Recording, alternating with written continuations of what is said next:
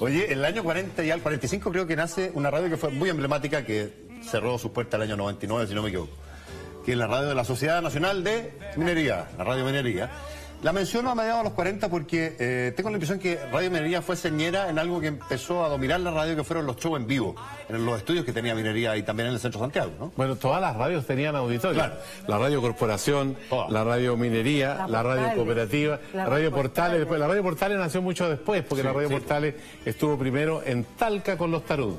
Y después apareció acá en Santiago y después en Valparaíso. Pero a Minería le fue muy bien, muy rápido con ese... Ahí nacen cantantes como... A ver, corrígeme.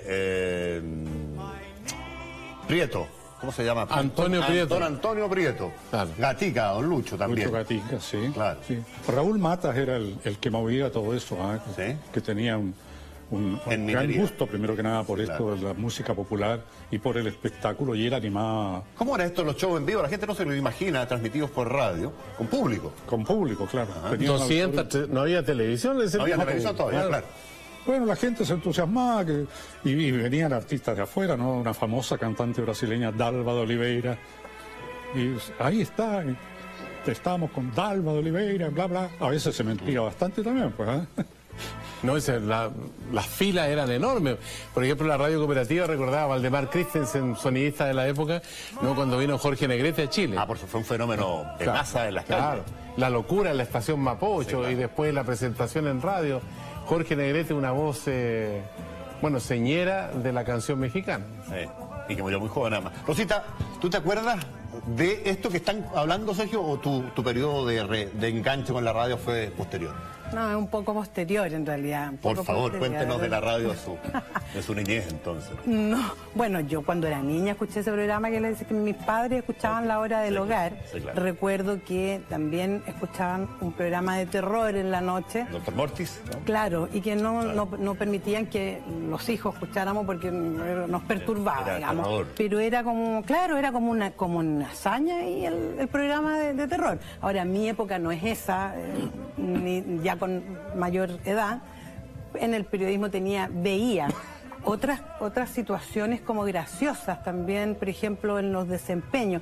Pero más que nada yo recuerdo haber empezado en radio y que los locutores, porque en esos tiempos había un sindicato de locutores cuando yo empecé a hacer la práctica, y ellos eran los que salían al aire, los que leían las noticias, no éramos los periodistas, eso Eso pasó después. Mucho después, y se cuestionaba incluso que fueran los periodistas por lo que dice don Patricio, por el tema de los furcios, los errores. Entonces los periodistas no salíamos al aire. Entonces yo empecé a trabajar y veía que los locutores tenían una suerte de familiaridad que me impresionaba. Yo llegué a ver, por ejemplo, en una oportunidad, yo llegué con un texto, con un libreto, entré al locutorio en la Radio Agricultura, yo llevaba muy poco tiempo, y entrego lo que yo consideraba una súper gran noticia, por supuesto, y se la pasó a un locutor, le entrego un texto y al otro la copia.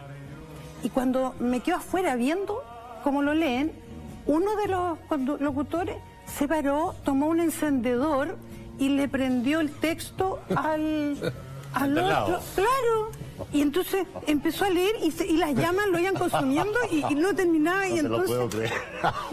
yo pensé que me iban a retar a mí, porque obviamente el locutor tuvo que improvisar un cierre de la noticia que no tenía nada que ver con lo que yo había escrito.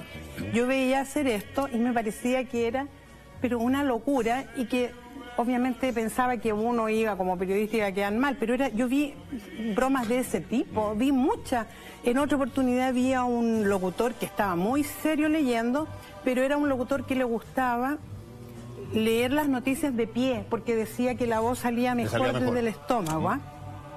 Estaba con su texto y el micrófono aquí, y entró alguien y le empezó a sacar la ropa y le empezaron a desabrochar los pantalones y él seguía hablando, y todos los demás riendo, se empezaron a juntarse afuera a través del vidrio, todos a reírse, y quedó en ropa interior y con una manga por aquí y así, y sin parar. La idea era, por supuesto, que él no se interrumpiera. Entonces yo entré a una radio que tenía ese clima interno, y donde los nuevos, que yo entré siendo estudiante, éramos como unos pollos a los que nos hacían una cantidad de bromas, pero impresionante. O sea, una radio completamente distinta, creo yo, a la que visualizan las generaciones más jóvenes cuando entran a trabajar ahora. No sé si se reproducen esas situaciones tan...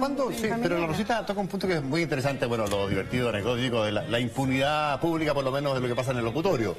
Cuando no había streaming, tampoco ni soñarlo. No, claro. No, claro. Pero no. cuando toca el punto de que los protagonistas de la radio, con toda razón en ese entonces probablemente eran los locutores y no los periodistas. ¿Cuándo empezamos los periodistas, Sergio, Patricio, a tomar protagonismo y a desplazar a los locutores que hoy día están, diría yo, enteramente desplazados en radio y en televisión también, por supuesto? Bueno, eso un poco tiene que ver con los cambios que hubo en la televisión. O sea, los periodistas empezaron a contar historias porque toda esta fórmula, digamos, del relato, del contar historias desde el sitio del suceso, tiene mucho que ver con la televisión estadounidense y que nace en la revista Time con el periodismo interpretativo, o sea, de explicar los acontecimientos, pero eso se traslada rápidamente a la radio y también a la televisión. Entonces, la teoría era que el periodista, como conoce los hechos, ha hablado con los protagonistas, está en mejores condiciones de contar una historia, y ahí nace lo que hoy día se conoce como el relato. Ahora, yo veo, por ejemplo, generaciones de periodistas hoy día que son protagonistas en los medios, ¿no? Y tienen la idea que como que ellos han inventado el periodismo. Porque existe un grado de vanidad. Todas las generaciones tienen sus pecados. Pero ese grado de vanidad en el sentido de que yo soy más importante que la noticia o más importante que el entrevistado, es un fenómeno que está muy latente hoy día. Y en esa historia yo diría que el reconocimiento a Hernán Milla nunca se le hizo. Hernán Milla con Rafael Otero Echeverría son los creadores del periodismo en radio, ¿no? Y Raúl González Alfaro es el que introduce el llamado telefónico, la entrevista telefónica, y eso le da a la radio una dinámica y una movilidad extraordinaria. ¿Puedo acotar algo? Sí, por favor. Es que recuerdo, a propósito de lo que está diciendo Sergio, recuerdo, no me acuerdo los nombres en este minuto, pero cuando tratábamos de salir al aire, por ejemplo, estando nos permitían despachar las noticias. Desde terreno, por teléfono. Desde terreno, y era breve, qué sé yo. Pero en alguna ocasión preguntamos, oye, pero ¿y por qué no leemos nosotros mismos nuestras noticias? ¿Y la respuesta era, Rosita? Era que los periodistas no servían para leer noticias porque no hablaban bien. Cuestión que podemos estar todos de acuerdo, hasta el día de hoy a lo mejor no hablamos bien los chilenos en general. Entonces, partió por ahí, yo me acuerdo que decían, no, es que los periodistas hablan pésimo, en cambio los locutores hablan impecable, modulaban maravilloso, tenían voces aterciopeladas, tenían una dicción perfecta, una respiración muy adecuada. De hecho, a mí un locutor me enseñó a respirar para poder salir al aire sin ahogarme. Por ejemplo, cuando bajaba corriendo una escala y llegaba a despachar algo, me enseñó, Calito Ramírez, que le rindo mi homenaje. Emblemático cuando sale a despachar lo que había pasado en la Cámara de los Lores, ¿te acuerdas? Cuando estaba detenido Pinochet allá. Exacto, en Londres. Oye, pero hay que reconocer, por ejemplo, que uno de los mejores narradores que ha tenido la televisión chilena en materia informativa ha sido precisamente Patricio Bañado, con esa calidez, pero al mismo tiempo con el rigor de capturar los momentos, los datos, los antecedentes y proyectarlo en esa cercanía que le da mucha humanidad, digamos, en un marco de corrección, y que al mismo tiempo revela el esmero, porque estas cosas uno se prepara, ¿no? Y eso lo aprendí yo de los locutores o de los animadores más experimentados, de que uno para cualquier evento tiene que prepararse, o sea, no hay otra alternativa, ¿no? Y eso te deja siempre en mejores condiciones de hacer un cometido adecuado. Y yo creo que como narrador de historia, Patricio Bañado, tú fuiste narrador del fútbol también para la BBC, ¿no? Sí, claro. En la BBC yo relaté para la BBC la sección en castellano, naturalmente. Y una red como de 50 o 60 emisoras en América Latina y España. El Mundial del 66, lo relaté íntegro.